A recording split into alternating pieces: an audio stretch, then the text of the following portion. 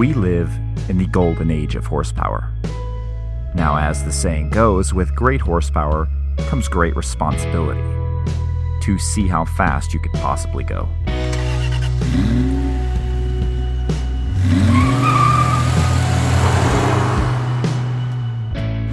"20 years ago, Audi gave us the RS7 as a great example of what a German performance sedan is. Now, fast forward 20 years. We've seen the S variants from Audi, as well as a few performance-focused RS models splashing their way stateside. We've tested the standard RS7 a few years ago, and we liked it quite a lot. Now we've got our hands on the upgraded model, the RS7 Performance. So what does performance get you? Well, it starts off with a pretty high price tag, but with that price tag you get 605 horsepower. What do you do with this level of power? Well, we trekked up to Coalinga, California to attend Shift Sector's Airstrip Attack to see if a stock Audi sedan could win a few races or get its ass completely kicked.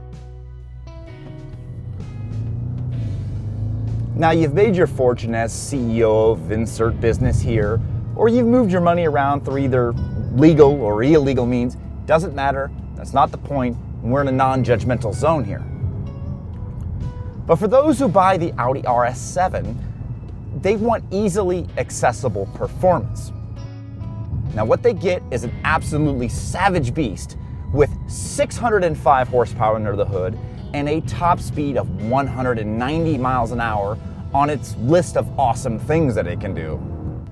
Now, in a straight line, it's supercar levels of performance. And until the most recent generation of R8, this was the fastest accelerating Audi that you could buy at any price point. Now, while we bring up price, there is something that's been bothering me. Now, while the interior, yes, it is nice, it essentially starts out as a $68,000 A7. Now, there's some carbon bits splashed throughout the cabin, and that's nice, but everything in the interior here just simply does not feel up to the level of a car that starts at $125,000. Now, this one here, it costs $140,000. Now, when you talk about any fast Audi sedan, you've got to talk about its competitors. And the other kid in this delightfully chaotic sandbox is the Cadillac CT-SV. Now, the Audi edges it out in terms of interior refinement, but that's not necessarily the surprising thing. The surprising thing is in terms of performance for both cars. Now, the newest CT-SV, it's really fast. And actually, it handles its power quite well through its performance traction management. But in the real world, I think the Audi's a little bit faster. Now, we have some shit roads in California, and actually, we probably have some of the worst drivers in the country, though some may argue with me about that.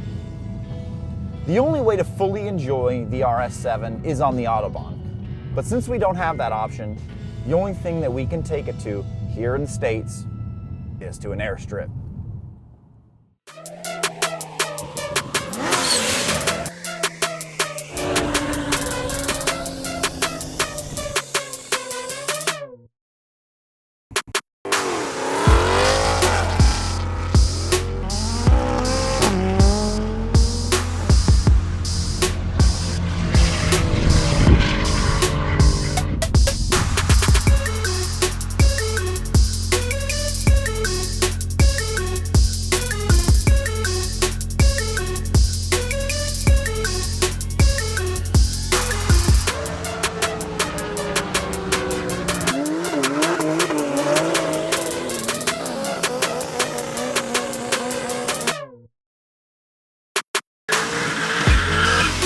In 2011, Shift Sector started as a group of guys who just wanted to go fast on a runway.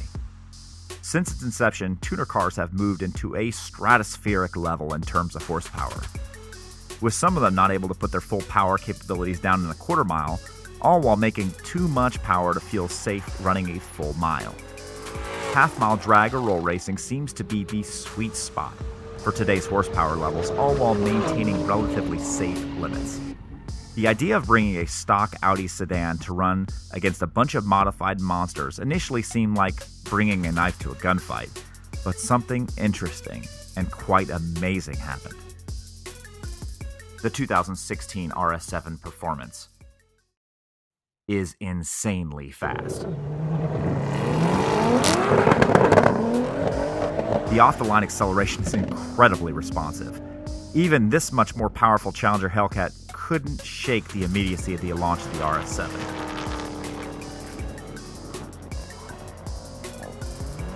Using the brake torquing method to launch on the first day, the RS7 would hover around 146 miles an hour and a half mile. The next day, we used launch control, and the RS7 got that much faster. Just by using launch control, we saw gains of almost 4 miles per hour, and we were trapping just over 150 miles per hour. So why is the RS7 Performance so fast? It starts with the engine, a 4-liter twin-turbo V8 that's been revised with new turbines for the turbochargers, revised valve timing, different camshafts, more efficient radiators, and an updated ECU calibration.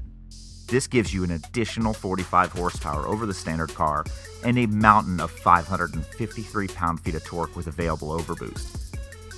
So what do the numbers say? How about 3.3 seconds from 0 to 60 and 11.4 seconds in the quarter mile, all in a 4-door luxury sports sedan? I ran across a guy named Phil who has a modified Audi S6. With a full exhaust and a fairly aggressive tune, he's running in the neighborhood of 580 wheel horsepower. And as you can hear from the in-car audio, this race was really exciting to me. Woo! I got him on the launch.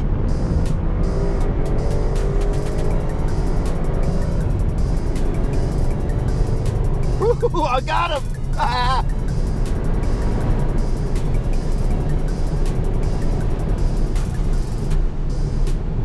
Oh man, oh, nothing's been able to launch with me like that today, but man, this thing is an absolute rocket. Wow, this thing is fast.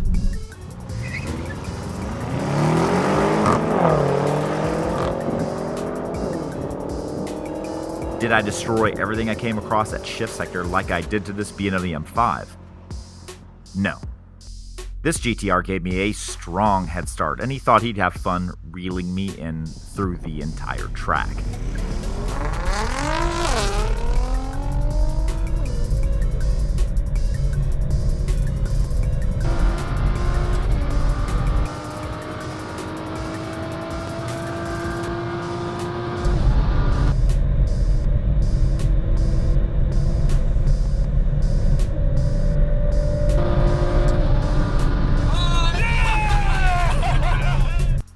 One of the special treats of the day was an opportunity to race a fully stock Ferrari 458 Italia.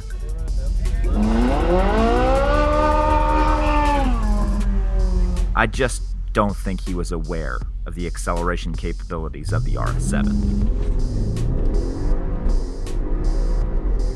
Oh, it's not pretty.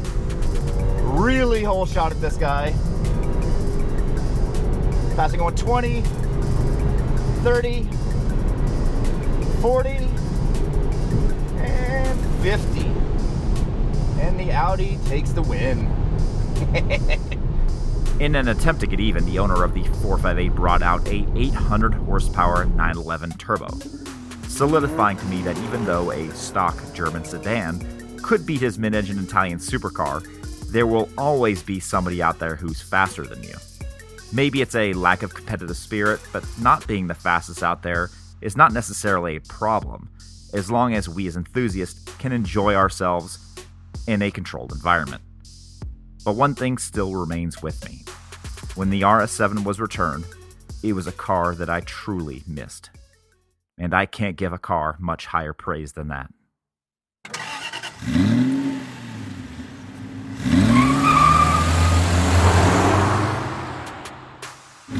I'm gonna pull on up, dude. Hey, it was a good race, man. I'll see you. Thanks, bud. It was a great race, man.